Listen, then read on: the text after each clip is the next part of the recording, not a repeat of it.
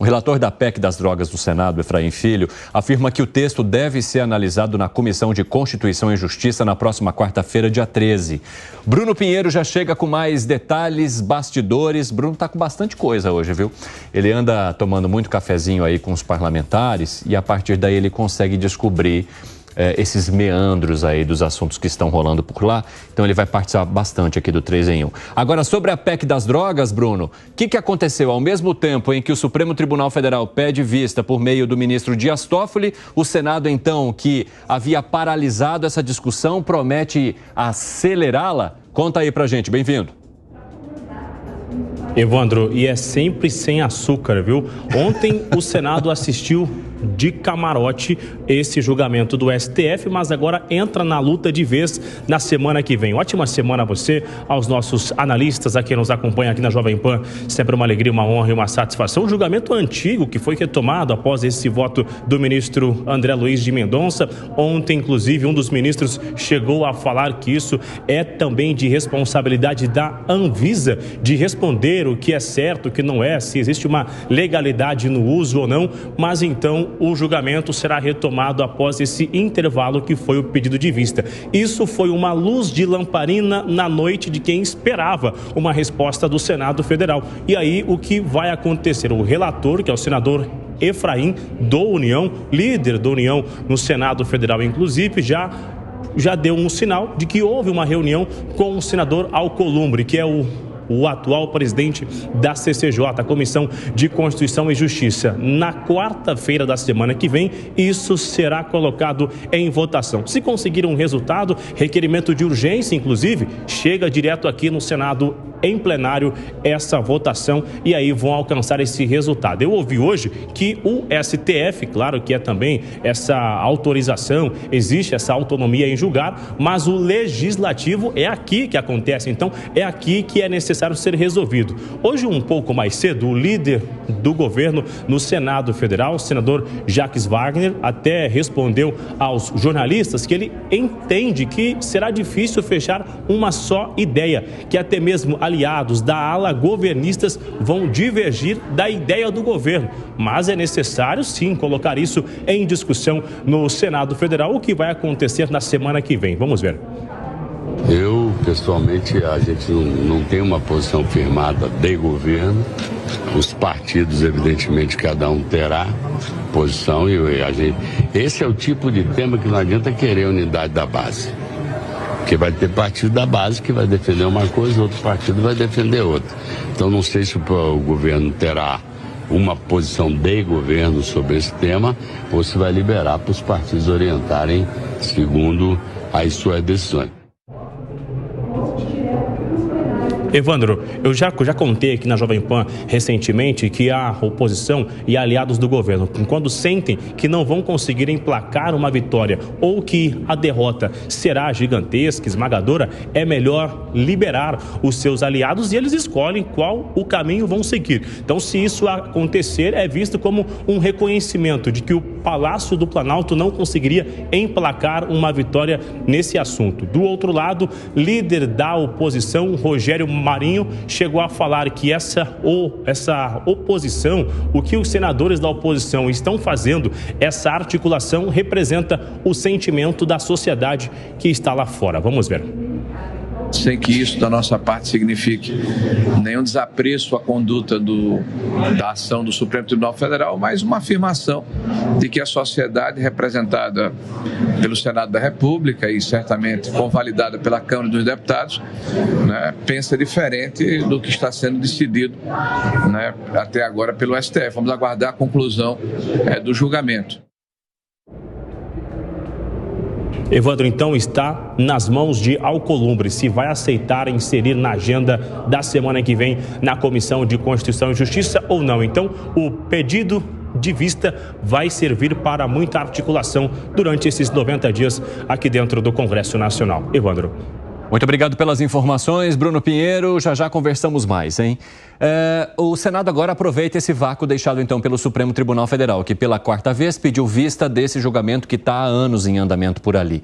O ministro Dias Toffoli pediu vista exatamente porque entende que esse assunto deva ser tratado no Legislativo. E aí o Senado aproveita, então, embarca para poder colocar esse tema na CCJ. Você acha que agora o caminho vai entrando nos eixos a partir da opinião que você já compartilhou conosco aqui, hein, Luiz Felipe Dávila? Bom, esta é a obrigação do Congresso Nacional, votar esta medida, regulamentar. Agora, é interessante a fala do senador Jacques Wagner. Basicamente o que ele está dizendo, nós vamos liberar a bancada, todos os partidos vão liberar suas bancadas, porque cada um vai votar de acordo com o desejo da sua base, com as suas convicções pessoais. Então, assim, ninguém sabe qual é o resultado desse placar. Aí a gente teria uma surpresa, né? Porque você não tem alinhamento de bancada ou de partido aí. Vai ter uma surpresa. Aí é o que eu falo, é o tiroteio livre aí que está acontecendo. Então você não sabe o que vai acontecer. Mas, pelo menos, obriga o Congresso Nacional a resolver um tema que está pairando no ar. Então agora não tem como enrolar mais. Então, a meu ver, o senador Alcolumbre não pode engavetar essa medida. Se ele engavetar essa medida, vai causar um enorme problema para o Legislativo. É o Legislativo fugindo de cumprir a sua obrigação, que é regulamentar essa lei. Então, a liberação de bancadas, a colocação dessa medida em votação nos próximos 90 dias, restabelece a responsabilidade do Congresso Nacional a tocar e decidir esse tema, mas também não garante qual será o resultado, porque a liberação de bancadas é algo que se torna indeciso qual é o resultado final disso. Ô Felipe Monteiro, você entende que essa liberação de bancadas se dá justamente porque, mesmo estando num espectro mais progressista, muitos desses partidos de esquerda têm pessoas que, ao tocar num tema como o porte de drogas para consumo pessoal, adote uma visão mais conservadora e possa não acompanhar aquilo que a maioria dos partidos de esquerda vê como ideal para esse tema hoje no país? Cine, primeiro que eu entendo, né, que o Congresso, ao invés de discutir essa questão de forma séria, está fazendo politicagem legislativa, não é? Por quê? Ao contrário do que o Dávila falou, que o Congresso irá regular a lei, a PEC, a proposta de emenda constitucional, não regula a lei. A proposta de emenda constitucional coloca no artigo 5º da Constituição Federal, que é o artigo 5º que prescreve os direitos fundamentais, coloca a criminalização do uso, né, a criminalização do uso das drogas. No meu entender, essa proposta é inconstitucional. Por que inconstitucional? Porque o artigo 5º tem um caráter positivo, ela prevê aspectos positivos. É assegurado a liberdade, é assegurada a liberdade de expressão, é assegurado o direito de livre pensamento, livre crença religiosa, e vai ter um dispositivo. É crime usar drogas. Ou seja, é uma questão até meio infantil, meio pueril que o Congresso está fazendo, e eu entendo que num artigo positivo não dá para você prever obrigações negativas, criminalização dessa situação. Então, o Congresso, ao invés de sentar no artigo 28 da Lei Antidrogas e realmente pensar em proposição correta, em proposição proativa, fazendo audiências públicas e consultas públicas, trazendo técnicos, cientistas para discutir essa questão de modo a criar critérios objetivos para quem é usuário e para quem é traficante. O que elas fazem? Fazem populismo legislativo, né? Fazem medidas legislativas para angariar apoio da população e não vai resolver o problema das drogas e não vai resolver o problema da segurança pública. Então, é um erro, um equívoco do Congresso Nacional e mostra claramente como o nosso Congresso Nacional, ao invés de discutir o assunto como adulto, discute como quinta série. O que foi, Dávila? Estou vendo que você está discordando e eu vou já passar para vocês dois aqui também. É verdade, a PEC, esse é um ponto da PEC. A PEC vai englobar outros assuntos, não vai ser uma única coisa. E na hora que entrar esses outros assuntos, inclusive pode cair exatamente essa história de que foi colocada a criminalização e discutir a questão do montante de droga. O Congresso sabe que se ele não decidir esse assunto, vai cair nas mãos do Congresso. É um longo trâmite, não é uma coisa... Do STF. Do STF, vai cair na mão do STF. Então isso aqui é um longo trâmite, não é uma única coisa essa PEC. Essa PEC vai englobar um monte de coisa. Ela passar na Comissão de Constituição e Justiça é a primeira etapa disso. Isso vai ter enorme discussão e vai cair na Câmara depois. Então é um longo trajeto. Agora, aqui o Congresso tem que responder à questão se 10 gramas, 20 ou 30, essa questão vai ter que ser respondida pelo Congresso. Se o Congresso não responder, quem vai responder é o Supremo. E aí, Gani? Evandro, eu acho que tem uma confusão em relação a quantas gramas para ser considerado crime. Porque você pode colocar determinada grama é considerado crime ou não. Eu acredito que, independente do número de gramas, isso é crime. Agora, não necessariamente um baixo consumo, a pessoa foi pega ali com baixo consumo, né, consumindo droga, ela tem que ir para a cadeia. Mas tem que ser considerado crime. Então, existe essa possibilidade de, olha, a partir de X gramas é considerado, a pessoa pode ir para a cadeia, mas abaixo de X gramas é crime e a pessoa vai ter uma punição que não necessariamente é a cadeia. Mas isso é o que fala hoje. Isso eu acho importante, porque também não acho que uma pessoa com baixo consumo, ela tem que ir para a cadeia, né, num ambiente que é muito ruim, mas tem que ter algum tipo de punição, que não necessariamente precisa ser a cadeia. Como é hoje? Hoje já é assim. O que não tem, Evandro, é um critério objetivo. Tem medidas socioeducativas. Então a pessoa vai fazer trabalhos comunitários. E por que eu defendo isso, Evandro? Pelo seguinte...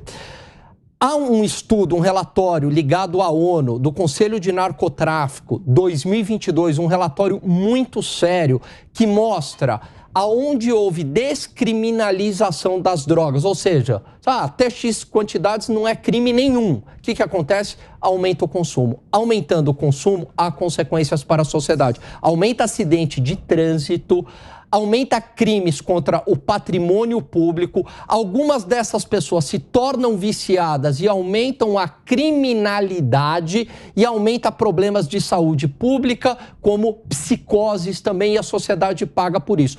Quando você coloca que é crime, mesmo que não dê cadeia, uma parcela da população, principalmente aqueles que tendem a fazer o bem, que tendem a seguir a lei, eles vão evitar o consumo porque há uma ideia de que é ilegal. Então, se é ilegal, eu não vou usar. Ele tem um freio moral, né? É imoral, mas também é ilegal. Então, eu não vejo benefício algum em descriminalizar. Repito, mas isso não significa que X gramas a pessoa necessariamente tem que ir para a cadeia. Mas algum tipo de trabalho comunitário, algum tipo de inibição tem que ter. O que foi, Monteiro? Eu já vou abrir o espaço para o ponto que eu acho que é importante destacar, né, a proposta de emenda constitucional apresentada pelo Pacheco, que o Congresso, o Senado está discutindo agora, só tem o acréscimo de um inciso no artigo 5º, que fala o seguinte: a lei considerará crime a posse e o porte, independentemente da quantidade de entorpecentes e drogas afins, sem autorização ou em desacordo com determinação legal ou regulamentar. É só esse dispositivo que acrescenta, né, no artigo 5º, não tem discussão de critério objetivo nenhum, ou seja, o Congresso Nacional e o Senado, voltando à minha fala inicial, ao invés de discutir a questão de forma séria, está criminalizando na Constituição Federal o uso de entorpecentes e drogas afins. Mas como é hoje já é crime. Não, mas é crime, mas não tem pena, tem a despenalização. Então, não, tem uma pena que é o trabalho socioeducativo. É assim hoje. Não vai para não, mas você não tem, não vai para cadeia. Mas hoje é assim. É crime, mas você vai fazer um trabalho socioeducativo, você tem uma advertência, mas é crime. Mas isso não resolveria a questão. Exatamente. Porque vamos continuar a ter a subjetividade de quem faça um procedimento. Pela Constituição, pela proposta, a ideia é se o cara está fumando um beck de maconha, vai preso. Vai preso. Então, isso não vai resolver nada. Mas pensa uma coisa assim, a quantidade, né? Você pensa 10 gramas, mas é 10 gramas do quê? No ano? No mês? E se for todo dia? Se o cara pega cada dia, como é que é o negócio? Entendeu? Essa subjetividade é um enorme problema. É um problema. E aí vai voltar, aí para o STF. Não vai resolver, ou seja, o Congresso vai fazer de conta, e aí eu não sei como funciona, talvez o Dávila possa nos explicar se tem que ser aberta a votação ou pode ser pedido de voto fechado. ninguém saiba como vota cada um. Porque é um assunto muito sensível. Então, com certeza, o eleitor vai estar atento dizendo, olha, eu coloquei esse senador, ou eu votei nesse senador, ou eu gostaria de ver o que ele faz. Quero ver como ele vai votar. E vai ter muita gente que não somente contraria o eleitor, sino eventualmente até valores familiares. Sim.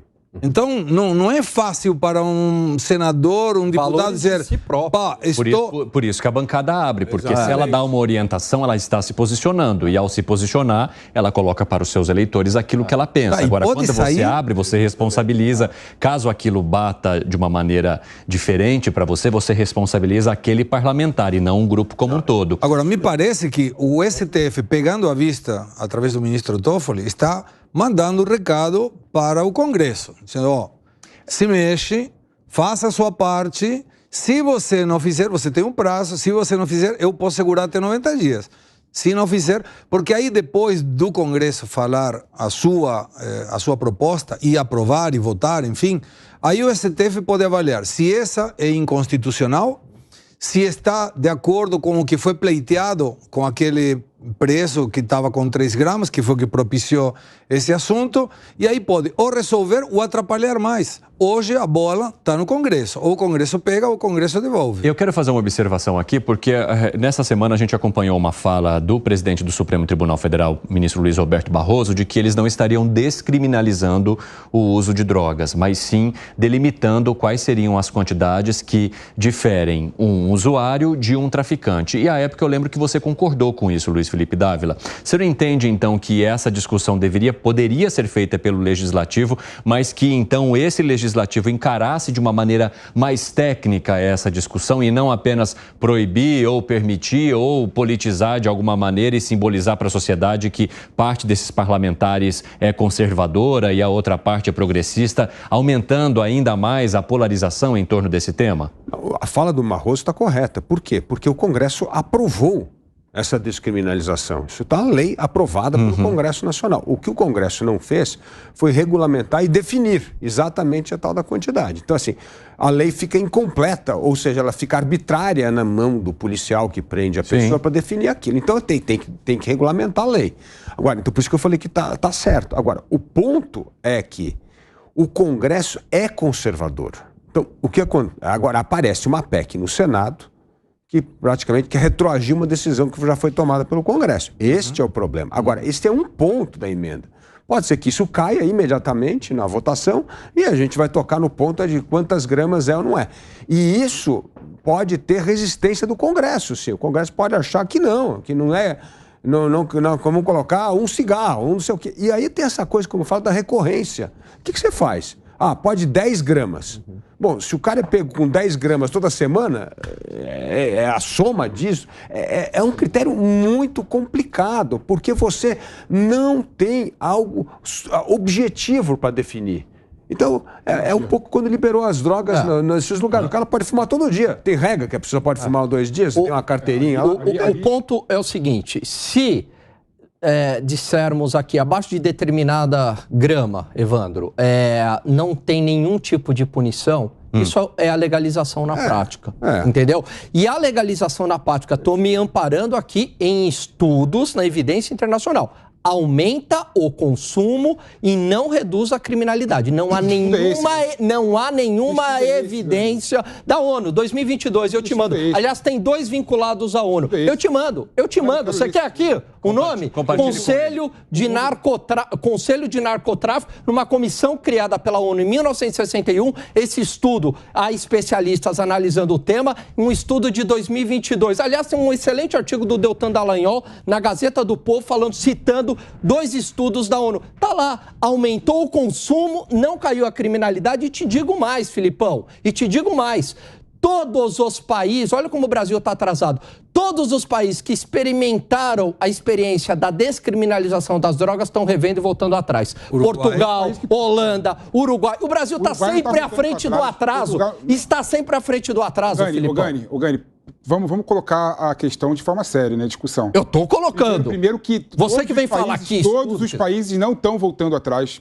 Claro que estão. O Uruguai não está voltando atrás. O Uruguai não está voltando atrás. Portugal não está voltando atrás. Estão revendo Dinamarca suas políticas. Holanda está voltando atrás. Está voltando atrás. Quando eu falo voltando atrás, estão discutindo... Alguns estados dos Estados Unidos estão voltando atrás. Foi bom que você tocou no ponto dos Estados Unidos. Os estados que descriminalizaram as drogas aumentou o consumo. Ao quanto aqueles que não descriminalizaram as drogas, o consumo continua mesmo. Agora, só que aumentar o consumo, Filipão, tem consequências no mundo real. Não tem? Não tem. Nossa, aumentar o consumo não tem... É uma correlação. Não tem consequência. Usar droga não tem consequência. Deixa ele responder, Gani. É uma correlação que vocês gostam de fazer que não necessariamente é verdadeira, né? Tem um estudo do Carl Hart, de Colômbia, que mostra claramente que do universo das pessoas que usam drogas, somente 10% se tornam viciados e somente menos de 5% tem problemas com a droga. Cara, 10% é muita coisa, eu concordo. O uso recreativo da droga não é o problema do mundo todo. Né? E eu vejo de outra forma, desculpa, a partir do momento que você legaliza e você descriminaliza as drogas, o Estado consegue identificar de forma legal e legítima quem são os usuários, consegue fazer políticas públicas para fazer medidas educativas e para tirar essa pessoa do vício. Felipão, eu acho que você nunca conversou. Da forma que as pessoas fumam, cheiram no gueto. Eu acho que você nunca conversou com uma pessoa que tem viciado na família para saber o que é a consequência no mundo real. E quando você fala em 10%, é muita coisa. Peraí. Quando você fala em 10%, não é pouca coisa, não. Não, você deixei você falar, agora você vai deixar eu falar. Agora, outra coisa, o viciado muitas vezes entra na criminalidade para manter o seu vício, Filipão. Esse é um argumento preconceituoso que diz que o usuário rouba e mata. Né?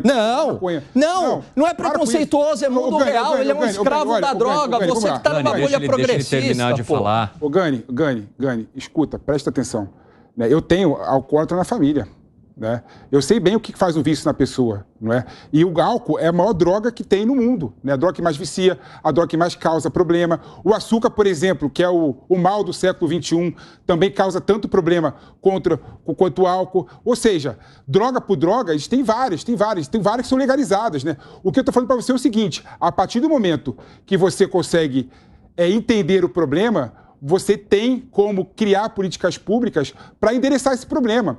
Quando eu descriminalizo as drogas, por exemplo, eu consigo saber quem está consumindo e consigo fazer políticas públicas endereçadas a essa população e consigo tirar ele do vício, se o vício for um problema. Felipão, não há nenhuma evidência internacional, nenhuma, onde a descriminalização foi um sucesso. Caso contrário, já teriam descriminalizado, já teriam banalizado o consumo. Pelo contrário. Gente, deixa o Gustavo Segré falar um pouquinho também. Vai lá, Segré.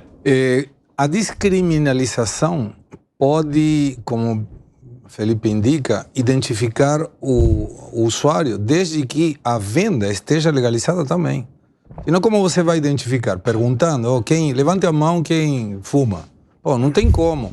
Não dá para fazer. As pessoas que são pegas na abordagem policial, é usuário, eu consigo identificar ali. Não está sendo preso, mas você vai ter que fazer medidas educativas, eu consigo fazer políticas para você. Há um detalhe jurídico nessa situação, que é que quando você é processado e eventualmente tem uma condena, você perde a formação do réu primário. E quando você perde a formação do réu primário, qualquer outra, vamos supor que, como mencionava Dávila, te pega um dia e te pega 2 dias. Nesse primeiro, você não tinha nenhum antecedente, você vai fazer um trabalho administrativo. Na segunda vez que te pegam, já não é mais primário. Então você vai responder e provavelmente vai ir na cadeia pelo fato de perder a primariedade do não é? Não, se o uso for descriminalizado, a pessoa... Aí não, aí pode ir. 3, 4, aí não tem problema. Mas estou falando hoje que é despenalizado, mas é crime. Se for pega, perde a primariedade e quando for de novo, aí vai responder, mesmo que seja com um valor... Agora, 4h26, o pessoal da rádio vai para um rápido intervalo. Daqui a pouco espero vocês de volta, hein? Nas outras plataformas nós seguimos. Arremate, Gani, para... Conselho de Medicina é contra, Associação Brasileira de Psiquiatria é contra, Um outro conselho também regional de medicina é contra, ou seja, instituições sérias, médicas, são contra. Por quê? Porque vem consequências no mundo real do aumento do consumo. Mas, Alan, tem alguma coisa também que, como é uma questão social, deve ter muita gente que fala, eu sou contra, e depois vai e fuma não também. Sei, porque, mas estão falando de... Ou não. Não, aí são hipócritas. Vamos tirar... Mas vamos tirar... Não, mas eu estou falando, a instituição... Não, contra, eu acho que o Conselho Regional de Medicina, Segre, é sério. Bom, mas falando em hipocrisia, boa parte das pessoas come com arroz e feijão.